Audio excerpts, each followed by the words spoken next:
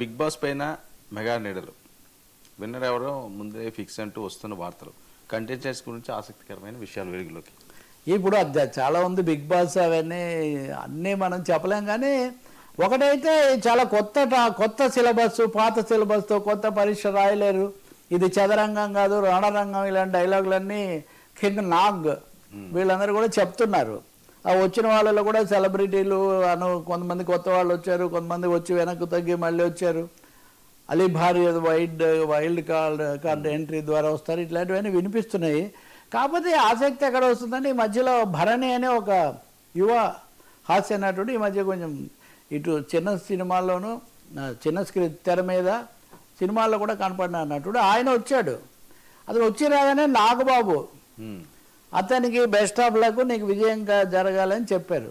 So వాళ్ళకి సన్నిహితుడు కాబట్టి వ్యక్తిగతంగా పెట్టవచ్చు. కానీ ఇప్పుడు మన మీడియాలో కానీ సినిమా ప్రపంచంలో కానీ అలా లేదు కదా. మెగా సోదరులు ఎవరైనా అందులో నాగబాబు వాళ్ళకి స్పోక్స్ పర్సన్ లాగా ఉంటారు దాదాపు.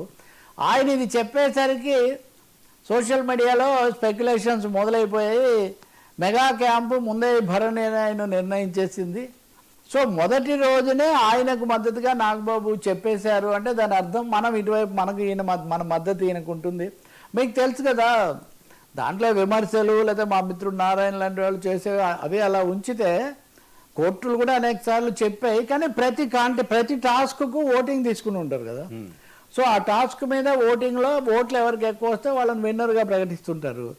సో నాగబాబు ఇలా చెప్పారు కాబట్టి మెగా క్యాంపుకు, మెగా అభిమానులకు లేదా ఆ తరగతికి అంతా కూడా ఒక మెసేజ్ ఇస్తున్నారు. మనం ఈ భరణిని బలపరచాలన్న పద్ధతిలో ఆ క్యాంపు నుంచి మెసేజ్ అందుతుంది.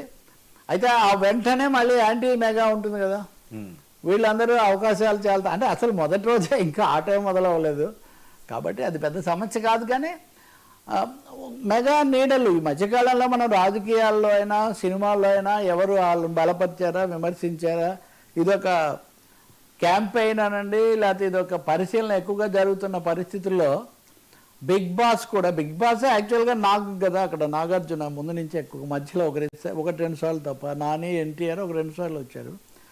సో అది ఇక్కడ కనిపిస్తుంది. ఇంకా చాలా విషయాలు బయటకు వస్తాయి. నిన్ననే మొదలైంది. దానికి సంబంధించి ఒకటైతే నేను చెప్పగలిగింది, గతంలో విమర్శలు దృష్టిలో పెట్టుకొని కొత్త వివాదాలకు అవకాశం లేకుండా ఆహ్లాదకరంగా, ఆరోగ్యకరంగా, ఉత్సాహకరంగా నడిపిస్తే చాలా బాగుంటుంది. ఇంకా బిగ్ బాస్ నీడలు ఆయనకు ఓట్లు ఎన్ని వస్తాయి, ఎవరెవరు మధ్యలో ప్రతిసారి ఎలిమినేట్ అవుతుంటారు కదా, ఇవన్నీ మనం చూడాలి.